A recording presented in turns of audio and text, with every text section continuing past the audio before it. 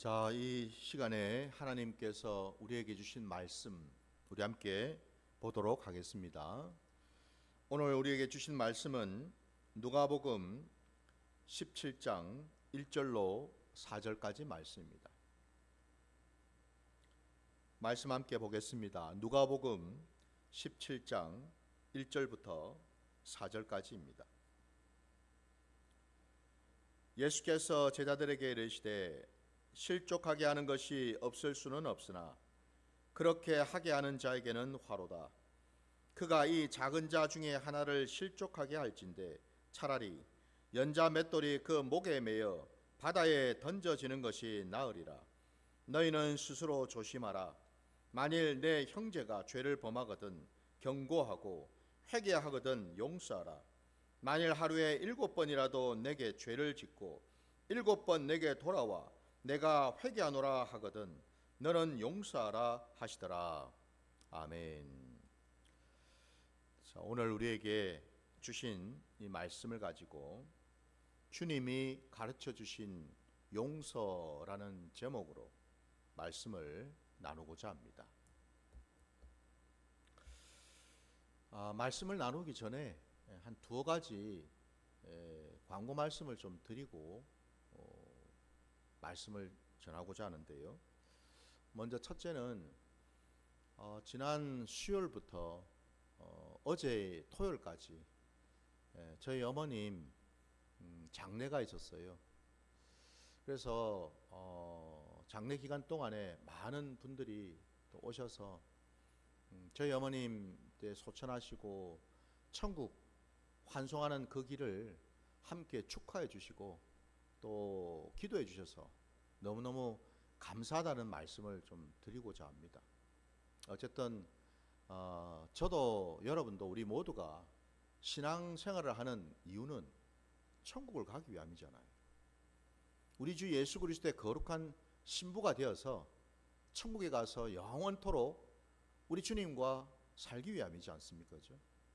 그러니까 저희들보다 먼저 저희 어머니가 그 길로 가셨으니까 이제 저도 그 길을 따라가야 되겠죠.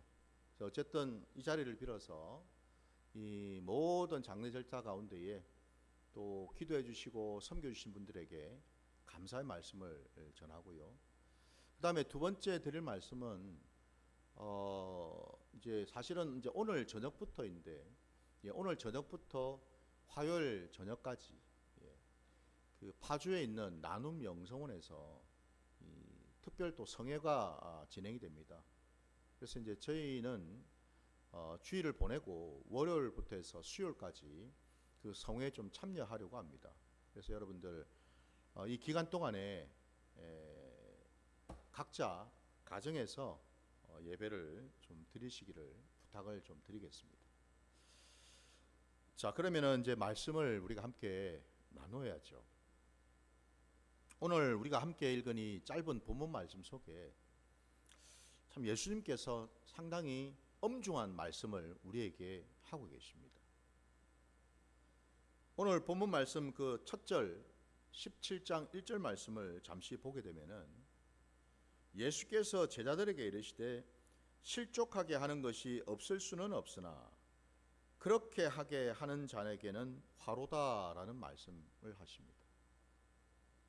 그러니까 이 말씀을 우리가 조금 풀어서 얘기를 하자면은 저와 여러분이 살고 있는 이 시대에도 주님 말씀처럼 실족하게 할 만한 여러 환경이나 상황이나 어떤 일들이 일어날 수 있다라는 거죠. 예수님 때만이 아니고 지금 저와 여러분이 신앙생활하고 있는 이 시대에도 주님 말씀처럼 여전히 우리의 신앙을 흔들고 우리의 믿음을 흔드는 그런 일들이 벌어지고 있다는 겁니다. 많은 사람들이 실족하기도 하고 미혹되기도 하고 그래서 교회를 떠나기도 하고 때로는 이런저런 어떤 상처나 쓴뿌리 때문에 고통스러워하고 이런 일들이 일어나고 있다는 거예요. 근데 분명히 말씀을 또 그 뒤에 하시기를 그런 일은 지금도 일어나고 있지만은 또 한 가지 중요한 사실은 누군가를 어떤 그 한 영혼을 실족해 하는 그 사람은 화가 있을 것이다. 분명히 말씀하죠. 누가 여러분 믿는 자들을 실족해 할까요? 누가 저와 우리와 예수 그리스도 사이를 이간질하고 가르고 멀어지도록 만들까요? 아마 여러분도 다 아시겠죠. 그건 다름이 아니라 지금 이 세상에서 임금 노릇을 하고 있는 사단 마귀죠. 지금도 마귀의 역사는 교회 안팎에서, 우리의 가정 안팎에서, 아니 당장에는 내 심령 안팎에서 일어나고 있죠. 아니 목사님, 그거는 성경에서만 나오는 얘기 아닙니까? 지금은 이미 예수님께서 십자가에 달려 죽으시고 우리를 구원하셨고 마귀의 권세를 이기셨는데 뭐 새삼스럽게 지금 이 시대에도 사단 마귀가 역사를 한단 말입니까? 라고 물을 수 있겠는데, 여러분 이걸 한번 생각해 보셔요. 예수님이 이 땅에 오셔서 공생애를 하실 때에 예수님과, 아니 당장에 우리 예수님부터도 한번 보셔요. 예수님이 공생애를 시작하실 때에 어떤 일이 일어났습니까? 놀랍게도 우리 주님께서 성령에 이끌려서 광야로 나가셨어요. 그죠? 40일 금식을 하셨어요. 근데 그 광야에 나가신 이유는요,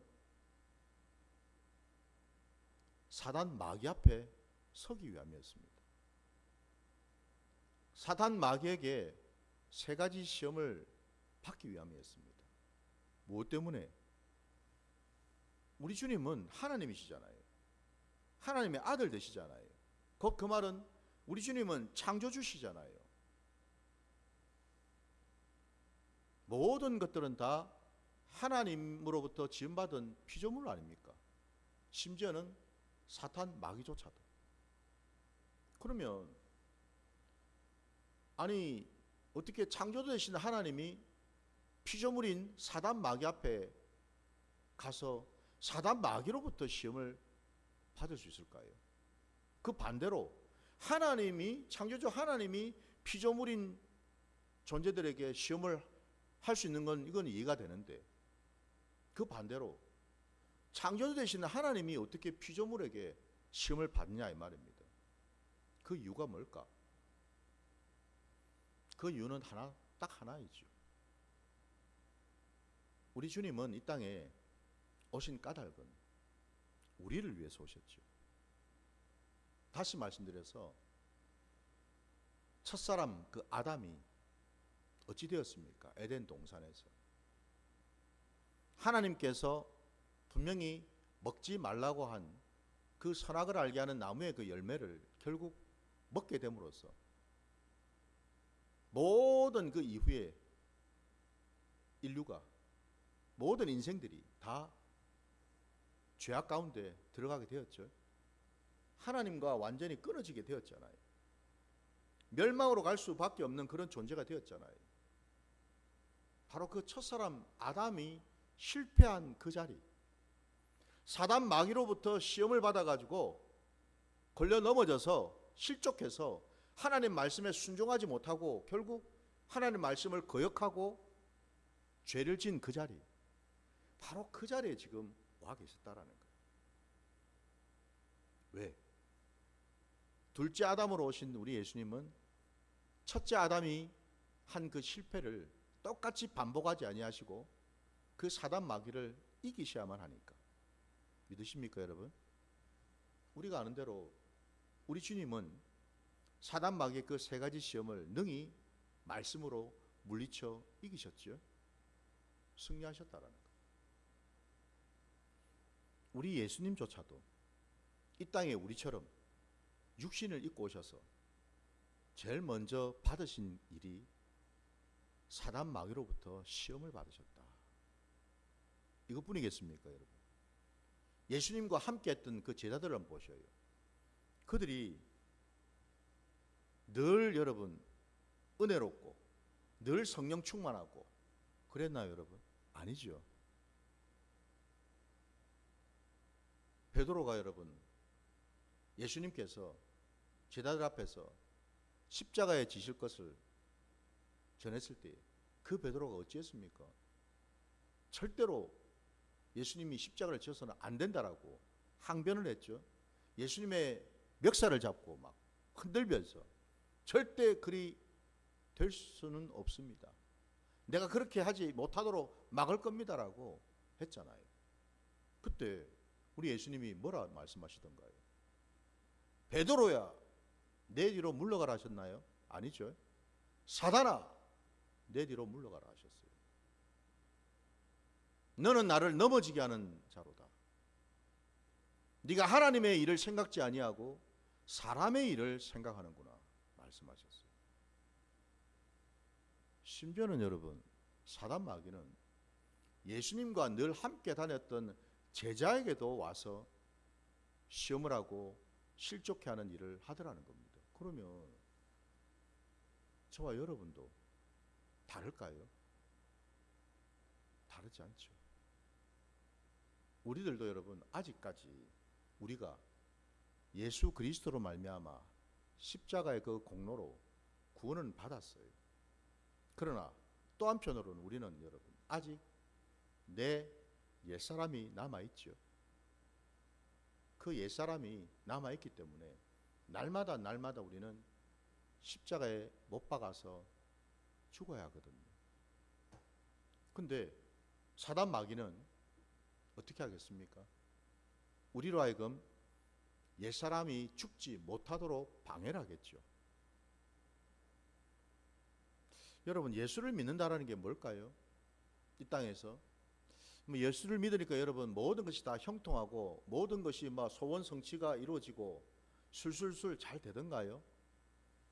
저는 그렇지 않던데요. 때로는 예수를 믿는 것만으로 손해를 볼 때가 있고 때로는 예수 믿는 것 때문에 견디고 참아야 될 때가 있고 그럴 때가 있던데요. 때로는 힘들고 어려울 때도 믿음으로 붙들어야 될 때가 있고 그렇던데요. 항상 좋을 수만은 없죠, 그죠? 근데 사단 마귀는 우리에게 바로 그 지점을 건드리잖아요. 참지 못하도록, 인내하지 못하도록, 믿음 지키지 못하도록. 그럼 어떻게 하란 말입니까? 네 옛사람의 모습대로 살아. 그냥 성질 낼 때 내고 화낼 때 내고 시기질투할 때 시기질투도 하고 누군가를 미워할 때는 열심히 미워도 하고 그리고 세상의 것들을 가지고 욕심 부릴 때는 너도 열심히 욕심도 좀 부리고 그렇게 살아. 다른 사람들도 다 그렇게 사는데 왜 네가 특별하다고 너만 그렇게 안 해? 그런다고 떡이 나와 밥이 나와.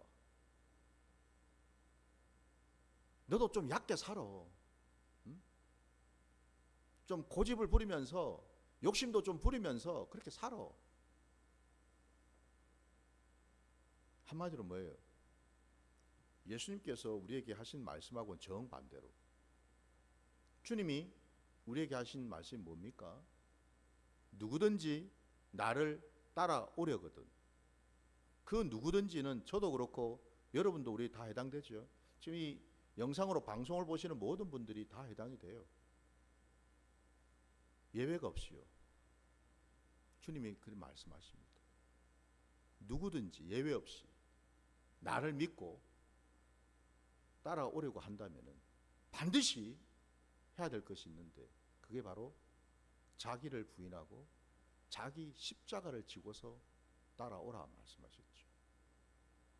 주님은 우리에게 분명히 그렇게 말씀하셨습니다. 자기를 드러내라고 말씀하신 게 아니라 자기를 부인하라고 말씀하셨어요. 옛사람을 드러내라고 말씀하신 게 아니라 옛사람을 십자가에서 죽이라고 말씀하셨어요. 이게 주님의 말씀이죠. 근데 사단 마귀는 주님 말씀과는 정반대로 우리에게 찾아와서 우리를 유혹하고 실족을 시킨다라는 것. 이 세상은 마귀의 수중에 있잖아요. 마귀의 자녀들이 있지 않습니까? 그들은 예수님의 말씀을 받아들이지 않습니다. 인정하려고 하지 않습니다. 그냥 육신적으로 살 뿐이지요. 오늘 본문에 분명히 실족하게 하는 것이 없을 수는 없지만은 그렇게 하게 하는 자에게는 화가 있을 것이다. 분명히 선언으로 말씀하셨습니다. 주님의 말씀은 진리의 말씀이고 생명의 말씀이기에 이 말씀은 반드시 이루어지는 말씀인 줄 믿습니다. 주님이 그래 말씀하셨으니까. 지금은 사단 마귀가 득세를 할지 몰라도, 사단 마귀를 따르는 자들이 잘 살지는 몰라도, 종국에는 심판주 되시는 우리 주님께서 그냥 두지 않겠다라고 분명히 말씀하고 계시죠.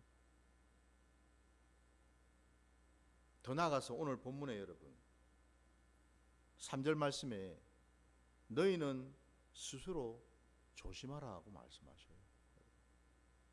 아주 엄중한 말씀을 하십니다. 왜? 이 세상이 어디에게 속했다 그랬습니까? 사탄 마귀에게 속했기 때문에 조심하라는 겁니다.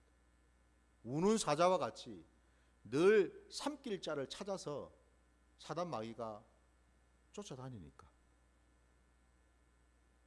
오늘 이 말세 때 여러분, 그래서 무엇보다 중요한 것이 바로 분별하는 거죠. 여러분. 말씀을 분별하는 것이 너무너무 중요하다라는 거예요. 그 말씀을 온전히 깨닫는 것이 너무너무 필요하더라는 겁니다. 말씀이 분별이 되지 아니하면은 어느 것이 주님의 말씀이고 어느 것이 세상 말인지 우리가 알 수가 없겠죠.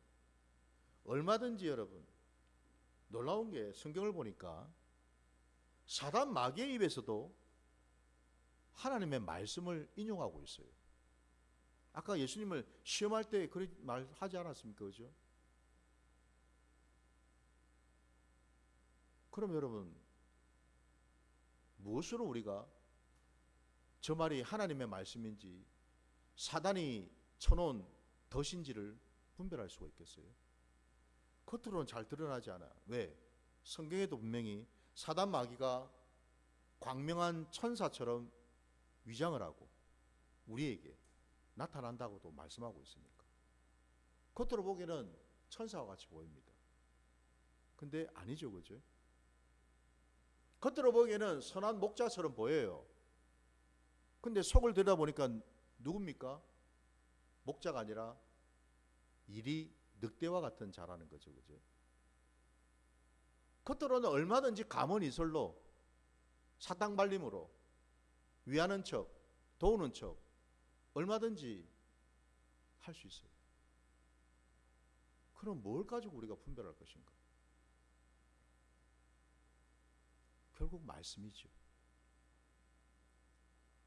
놀랍게도 여러분 주님의 말씀을 우리가 깊이 묵상을 하게 되면은요, 뭘 깨닫냐면은 항상 말씀은 내 안에 있는 이 악한 본성하고는 정반대로 말씀하고 계시더라는 겁니다. 오늘 그 뒤에 용서에 대한 말씀을 지금 하고 계시잖아요. 주님은 우리에게 용서할 것을 말씀하십니다. 심지어는 4절 끝절 말씀에 보면 하루에 7번이라도 내게 죄를 짓고 또 7번 내게 찾아와서 내가 회개하노라 라고 말하면 용서하라고 말씀하십니다. 여기 여러분 단순히 7번이라 그러니까 그냥 숫자로 그러면 7번만 하면 되네가 아니죠, 그죠? 여기서 이 7이라고 하는 이 숫자는 무한대를 말하죠, 그죠? 하나님은 용서의 하나님이시죠. 성경을 보니까 여러분 우리가 아는 대로 하나님은 사랑의 하나님이신데 그 사랑 안에는 여러분 우리가 전제되는 것이 있습니다. 그건 다름이 아니라 하나님은 우리를 용서하시기를 원하신다는 사실이에요. 첫사람 아담이 실패해서 에덴 동산에서 쫓겨났을 때에 하나님께서 용서치 아니하시고 그냥 내버려 두었다라면 어찌 됐겠습니까, 여러분? 우리는 예수님을 만날 수가 없죠. 우리는 더 이상 구원받을 길이 없습니다. 무슨 얘기입니까? 용서는 하나님의 사랑이 전제되어 있다는 겁니다. 왜 우리가 용서를 할 수 있을까요? 왜 우리가 용서를 해야만 합니까? 이유는 간단합니다. 하나님께서 먼저 나를 용서하셨기 때문에.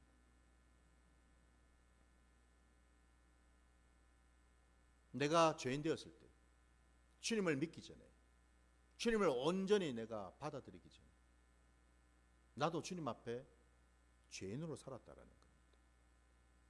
근데 우리가 신앙생활을 좀 오래 하다 보면은 잊어버릴 때가 있습니다. 뭘요? 이전에 내가 어떤 자였는지를 망각할 때가 있어요. 마치 처음부터 나는 의인이고 처음부터 나는 구원받은 사람인 것처럼 착각할 때가 있어요. 아니라는 거죠. 우리 모두는 다 원래는 죄인된 자였습니다. 죽어 마땅한 자였다 이 말입니다. 지옥에 떨어질 자들이었다 이 말입니다. 멸망할 자들이었다 이 말이죠. 근데 하나님 아버지께서 먼저 찾아오셨고 우리를 붙들어 주셨고 우리를 용서하셨다라는 거죠. 주님의 그 용서하심이 있었기 때문에 용서받은 우리가 지금 이 자리에 나와 있는 줄 믿습니다. 이유는 그것 때문이에요. 우리가 먼저 용서를 받았기 때문에 다른 형제들을 용서할 수 있다라는 겁니다. 해야 된다라는 거예요. 주님 안에서 주님의 마음으로 내가 하는 게 아니죠, 여러분. 우리 보통 일반적으로 세상에서 얘기하잖아요. 3-4번까지는 내가 봐줄게. 3-4번까지는 내가 넘어가 줄게. 근데 그 다음부터는 내가 절대 못해. 그건 여러분 용서가 아니죠, 그죠? 그냥 꾹꾹 누르고 있을 뿐이에요. 그냥 내 속에다가 참고 있을 뿐이에요. 결국 그건 나중에 가면 뭐예요? 폭발하게 돼 있죠. 터지게 돼 있습니다. 사람은 여러분 본성이 악하기 때문에 온전한 용서가 불가능합니다. 그러니 구약시대 여러분 한번 보셔요. 하나님께서 악한 본성을 아시고서 그때 만들어 놓으신 법 가운데 하나가 동해보복법이라는 것, 법이 있었죠. 동해보복입니다. 똑같은 해를 내가 받았을 때에 그와 똑같은 해를 상대방에게, 내게 해를 끼친 사람에게 해주라는 거죠. 눈에는 눈으로, 이에는 이로, 생명에는 생명으로. 바로 이거잖아요, 그죠? 왜 하나님께서, 사랑의 하나님께서 이런 법을 만드셨겠어요? 우리 악한 본성을 아시기 때문입니다. 우리가 여러분 보셔요. 누군가로부터 내가 한 대 맞았어요. 그러면 우리는 똑같이, 내 본성이 똑같이 그 상대방에도 한 대를 그냥 때리고 말까요? 아니거든요. 내가 한 대 맞으면 나는 적어도 서너 대는 더 때려줘야 되죠. 그래야지 우리 직성이 풀리잖아요. 우리 본성이. 그만큼 우리가 악하다라는 거. 내가 누군가로부터 여러분 이가 하나 맞아서 이가 하나 부러졌어. 그러면 나도 똑같이 이 하나만 부러뜨리겠습니까? 아니요. 이빨을 그냥 다 그냥 부러뜨려 버려야지. 직성이 풀리지. 무슨 얘기죠? 우리는 본성상 용서를 할 만한 존재가 못 된다라는 겁니다. 안 돼요, 그게 쉽게. 여기서 말씀하는 이 용서는 여러분, 그냥 우리가 일상에서 뭘 좀 실수하고 뭘 좀 잘못해가지고 하는 그런 용서를 말하는 게 아닙니다. 오해를 해서는 안 돼요. 주님이 지금 용서라고 하시는 이 용서가 무슨 용서냐면은 내 본성으로는, 내 이 성향으로는, 내 이 성격으로는 절대 용서할 수 없는 영역을 지금 말하고 있는 겁니다. 주님은 그 부분을 터치하고 있어요. 이게 어떻게 가능할까요? 내 성향으로는, 내 본성으로는 절대 용서가 안 되는데, 내 눈에 흙이 들어와도, 흙이 들어오기 전까지는 절대 용서가 안 되는데, 근데 어떻게 주님은 용서를 하라고, 그것도 무한대로. 이런 참 감당하기 힘든, 순종하기 힘든 이런 말씀을 왜 우리에게 주셨냐 이 말이죠. 이유는 간단합니다. 주님은 아셔요. 우리의 성향을, 우리의 연약함을, 우리의 체질을. 이 말씀을 주신 것이 우리를 실족해 하고 시험 들게 만들고 우리로 하여금 주눅들게 만들려고 주신 말씀이 아니라는 거지요. 이 말씀을 우리에게 하신 까닭은 우리 힘으로는 안 되기 때문에 우리는 내가 하는 게 아니고 주님께 맡겨야 된다라는 거예요. 내 마음을, 내 중심을, 내 감정을, 내 생각을, 내 판단을 내가 하는 게 아니고 주님께 올려드리고 맡기라는 겁니다. 수고하고 무거운 짐진 자들아 다 내게로 오라. 내가 너희를 쉬게 하리라 말씀하셨죠. 우리는 그 짐을 벗을 만한 능력과 자질이 없어요. 그래서 그걸 잘하신 주님이 내게 나와서 그 짐을 내게 맡기라 말씀하지 않습니까? 주님께 맡기라고. 오늘 이 용서와 관련해서도 마찬가지라는 겁니다. 나는 아무리 이를 악물어도 용서할 만한 그런 실력이 없어요. 안 되는 거는 안 된다라고 우리가 인정할 수 있어야 돼요. 폭발하기 전에, 더 악해지기 전에, 더 수습하기 힘들기 전에 안 되는 거는 안 된다고 인정할 수 있어야 돼요. 그리고 주님 앞에 나가서 주님께 내 마음을 올려드려야 되죠. 주님, 내가 저 사람이 참 용서가 안 됩니다. 이 일이 참 제가 용납이 안 됩니다. 너무 마음이 불편하고 힘들고 괴롭습니다. 막 화가 치밀어 오르고 어찌할 바를 모르겠습니다. 막 쳐다만 봐도 화가 나고 그냥 생각만 해도 분이 올라오고 이거 어찌해야 되겠습니까? 고백하는 겁니다. 주님께 올려드리는 거예요. 내가 할 수 없사오니 안 되는 걸 주님이 아시니 주님께 맡깁니다. 내 마음도 맡기고 내 앞에 나를 힘들게 한 저 사람도 하나님께 올려드립니다. 올려드리는 거죠. 맡기는 신앙이죠. 왜? 갈라디아서 2장 20절 말씀처럼 내가 예수 그리스도와 함께 십자가에서 죽었기 때문에 그렇습니다.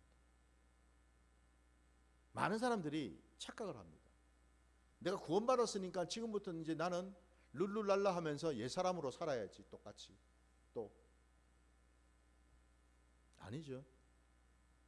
갈라디아서 2장 20절에 뒤에 뭐라고 되어 있습니까? 이제 내가 사는 것은 내가 사는 것이 아니고 또 내가 시퍼렇게 살아서 내가 또 사는 게 아니고 나를 사랑하사 나를 위하여 자신의 목숨을 버리신 하나님의 아들을 믿는 믿음으로 사는 것이니라 말씀하시죠.